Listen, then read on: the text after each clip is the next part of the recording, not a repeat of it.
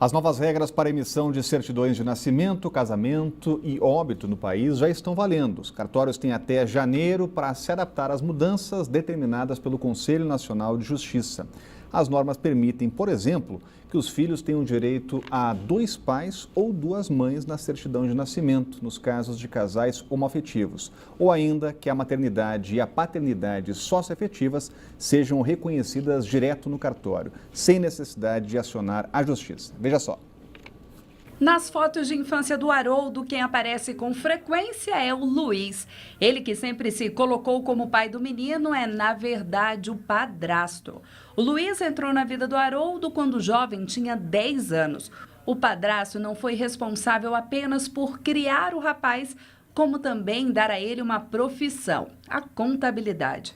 Ele que me ensinou a minha profissão, na verdade, ele que me iniciou nessa área.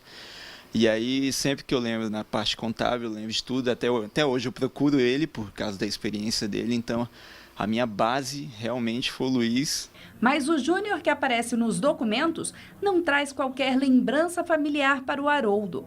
Foi uma herança do pai biológico, com quem o rapaz só conviveu até os 11 anos de idade e depois perdeu o contato. O Júnior em si é só um nome praticamente, apesar de eu gostar muito do Júnior, porque eu vi o apelido quando era mais novo.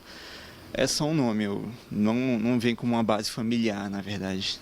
Diante dessa história de vida, para o Haroldo, faria muito mais sentido se o nome do Luiz estivesse nos documentos dele, principalmente na carteira de contador. Para mim faz todo sentido ter o nome dele nos meus documentos, na minha base legal, né? E não condiz com a realidade, né? Até então, esse desejo do Haroldo de incluir nos documentos, como carteira de identidade, o nome do Luiz, só poderia ser feito por meio de decisão judicial. Mas a partir de agora, o processo é mais fácil e pode ser feito em cartórios de registro civil, desde que haja concordância entre todos os envolvidos na situação. Os pais biológicos vão ter que dar o seu consentimento e também a própria criança, se já tiver 12 anos ou mais, ela também vai precisar consentir também com essa paternidade socioafetiva. A mudança é irrevogável e só poderia ser feita por meio de decisão judicial. E gera direitos entre pai e filho,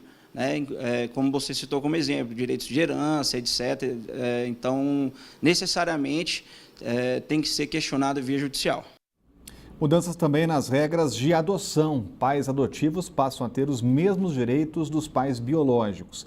A lei foi sancionada hoje pelo presidente Temer, com alguns vetos. Vamos saber os detalhes com a Renata Dourado, que já traz para a gente por aqui algumas mudanças importantes, né, Renata? Rodrigo, são mudanças muito importantes, afinal de contas o assunto é muito sério, a gente está falando de vidas, né? Para você ter uma ideia, existem 6.500 crianças para serem adotadas, prontas para serem adotadas, e por outro lado, você tem 35 mil pessoas que querem adotar.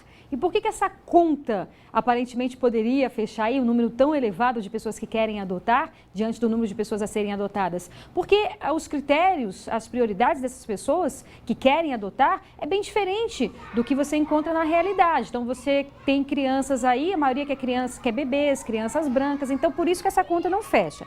Então, como você bem disse, tem essa alteração aí na CLT, ou seja, os pais adotivos, eles passam a ter os mesmos direitos que os pais biológicos, como licença maternidade, licença paternidade.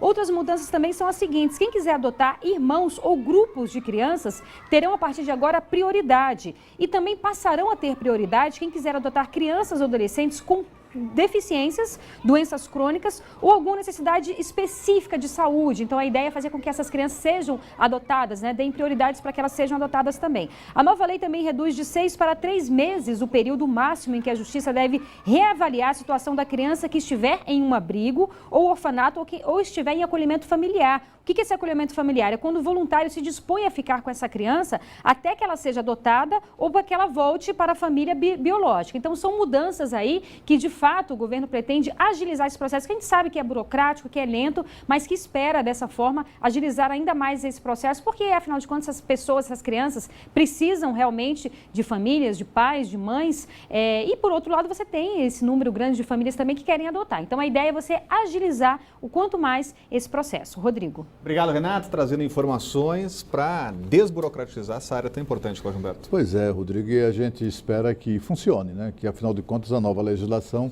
acabe por facilitar, desbloquear o processo de adoção no Brasil, que é muito difícil, é muito difícil. Evidentemente que a legislação tem que proteger as famílias e as crianças dos vigaristas, porque no Brasil se desmoraliza tudo, até mesmo a solidariedade, até mesmo gestos tão nobres quanto de adotar uma criança.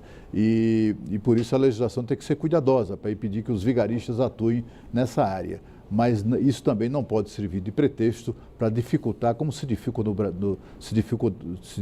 no Brasil, tanto o processo de adoção.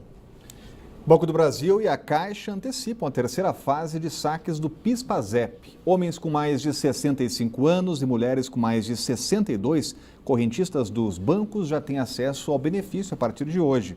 O público em geral pode fazer o saque na segunda-feira. E pelo calendário antigo, o direito só estaria disponível no dia 14. Mais de 2 milhões de trabalhadores devem ser beneficiados. O potencial de pagamento chega a 4 bilhões de reais. Informações no site caixa.gov.br/PIS e bb.com.br/PASEP. E vamos agora à lista do racionamento. Estão sem água hoje as regiões do CIA, Cruzeiro Velho, Parque Sul, Estrutural, condomínios do Jardim Botânico e Taguatinga Norte, incluindo parte das quadras da QNL. Os moradores dos bairros Bela Vista, Morro da Cruz e Residencial do Bosque, em São Sebastião, também entram no rodízio. Vale lembrar que mesmo com as chuvas nos últimos dias, os reservatórios do DF continuam em queda. O descoberto amanheceu hoje em 5,7% da capacidade e já Santa Maria opera com 22%. E a seguir, o Minha Brasília já está no clima do Natal, é o que você confere logo depois aqui no Band Cidade.